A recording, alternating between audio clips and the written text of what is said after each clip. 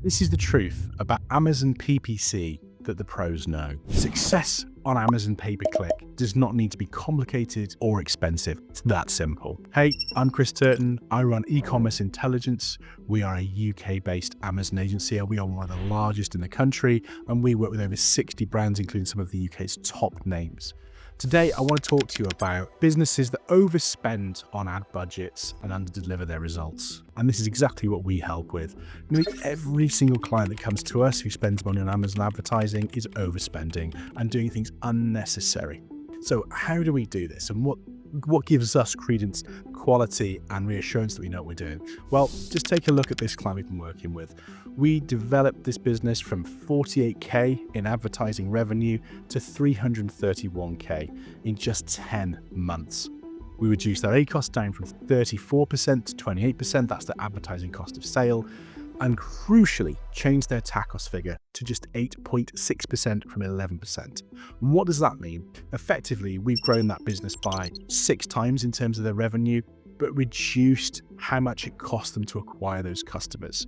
And an 8.6% TACoS figure means that ultimately we are giving that client £100 in revenue for every £8.60 they spend with us. So what did we do with this budget? Well, they spent 11 grand in the year before they started working with us, and then £89,000 the following year. And you might think that's a hell of an increase. Well, it is, but their revenue went from £4,000 a month to £27,583 revenue per month. And you can do all this by making it really, really clear and simple by building a structured, logical process to your sponsored products and your Amazon ads. Well, where did this client get stuck when they were doing their own ads? Well, they set a very low budget, one that wasn't really going to work, a few pounds a day into each campaign. They advertise more than one product, more than one ASIN in their manual campaigns. And this creates massive problems because when you are serving ads, those keywords can be slightly nuanced differently between your products. Say, what if you've got a red ball and a green ball? How do you differentiate the keyword structures for those? And then how do you measure that as well? That's a really, really crucial tip. Keep one ad into one ASIN. That was a real big spender for them. And they also started investing in something called sponsored brands, which is the banners you see at the top. You'll see brands with their banners at the top of Amazon products. This is a great advertising opportunity. The problem is that customers are usually higher in the funnel when they do their searches. That means that if they're higher in the funnel, that's going to mean it's more expensive for you because they're not quite ready to buy. Where if they're using sponsored products, which is the little tiles with the little products on for each campaign, where you will see a product that's ranked on Amazon, but then see them with sponsored listing under them, then that is more of where a customer is likely to click, just historically within the Amazon algorithm. So if you invest early into sponsored brands, the chances are you're going to see a less return on investment because you're going to overspend into a brand awareness piece. And I really want to stay clear for most Amazon brands from brand awareness. Brand awareness does not make you money on Amazon. You've got to be structured, dedicated, and logical to that campaign setup. Their sponsored brand ad had 223 keywords in it. And with an ad budget of £5 per day, it was just being blown out of proportion. You couldn't measure it. You couldn't do anything with it. It was just everything was thrown into that campaign structure. Didn't work.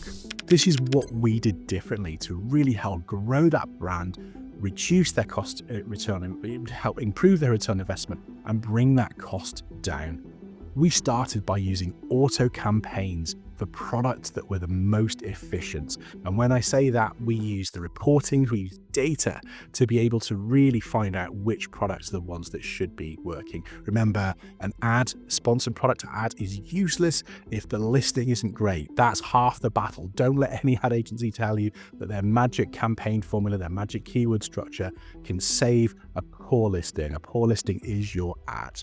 So the first thing crucially is to make sure that we build auto campaigns on one product per campaign so we can measure those keywords on products that were converting well. If you start with that skeleton, that framework, you are destined to win.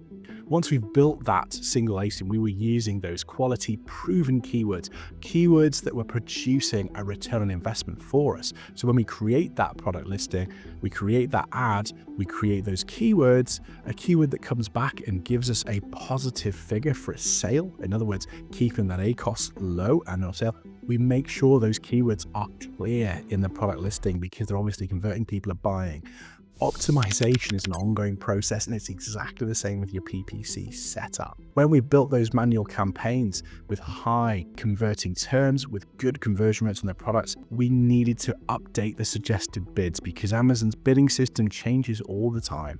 We have to maintain those suggested bids to make sure that we're able to keep on top, but also to make sure we're working within the comfort of the client's margins on what they're able to spend. And this ultimately brings down our figure, which we call the TACoS figure, the golden figure behind making sure that a client can afford to advertise. If your agency does not know your margins for the products, then I don't know what they're doing in terms of making sure they're giving you a return on investment, because they can't, because a great TACoS or a great ACoS figure is only dependent on the net margins your products are providing.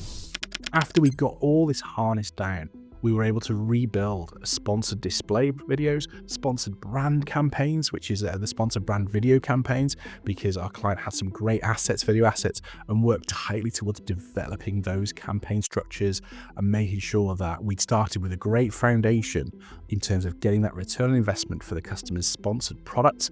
Once we got that and reached that first step, we were able to expand into that second step of sponsored display and sponsored brand videos. Don't let an Amazon ad agency just throw every type of sponsored campaign that exists, because ultimately display and brand is likely with a new brand to cause you much more in terms of cost and investment early on. You've got to get this right.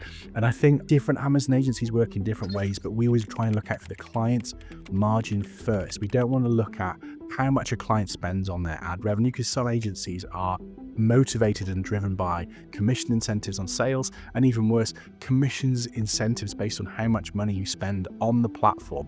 That's damaging what you want to do and how you want to achieve with that. There is so much more to go through in terms of profitable advertising on Amazon, and you have got to stay on top of your game at all times. If this video has been helpful to you, please come and speak to us. We can really get your advertising back on track and really help you build a holistic brand on Amazon that doesn't cost the earth. Speak to you soon. Bye now.